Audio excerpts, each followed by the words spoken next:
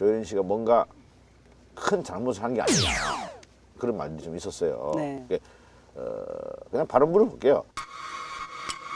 이혼의 원인이 정말 조혜린 씨 때문이 아니었느냐 이런 얘기들이 많이 있었습니다. 어떻게 생각하십니까?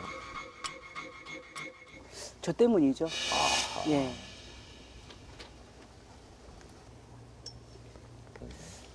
이혼은 거의 저 때문이라고 생각을 합니다. 아하. 네. 그러니까 13년 전에 결혼을 해서 저희는 100일 만에 결혼을 했거든요. 네네네. 정말 사랑하는 감정에 너무너무 호기심 있고 좋은 감정에 두 사람이 만나서 사는데 점점 조혜련이라는 여자가 변해갔던 거죠. 그냥 방송 열심히 하고 아기자기 살았으면 좋겠는데 이 여자는 항상 뭔가 일을 저지르고 일본을 간다고 하고 또 뭐 다른 걸 도전하고 여자지만 네네.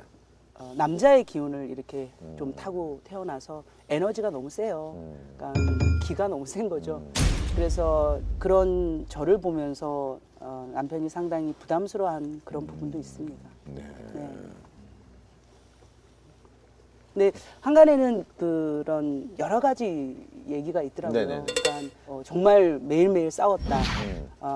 아니면 누가 바람을 폈다. 아이들을 키우지 않았다. 여러 가지 이야기들이 들려오잖아요. 네네네. 근데 그런 것은 아니고요. 근데 저희 남편은 참 평범한 사람이고 조혜련이라는 평범하지 않은 사람을 만나서 김연기라는 이름을 쓰지 못하고 조혜련 남편으로 살면서 얼마나 힘들었을까.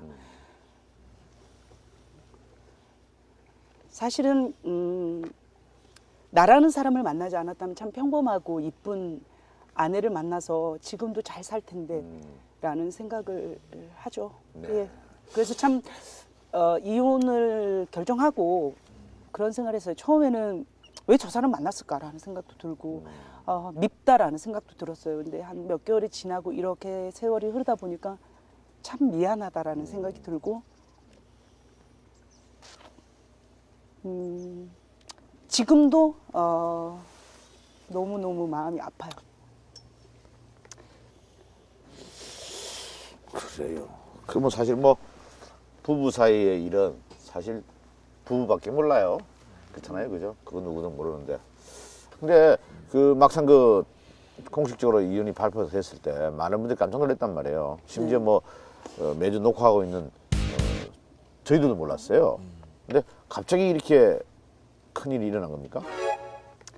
그러니까 어느 정도 결론 내렸는데 그것을 좀 감추고 있다가 발표를 하신 건지 아니면은 정말 깜짝 솔직하게 놀랐어요. 얘기하면 정말 솔직하게 얘기하면 그 작년 12월 5일이었어요. 저희 결혼 13주년 기념일이었어요. 제가 그랬죠. 정말 미안한데 이제는 마무리를 했으면 좋겠다고.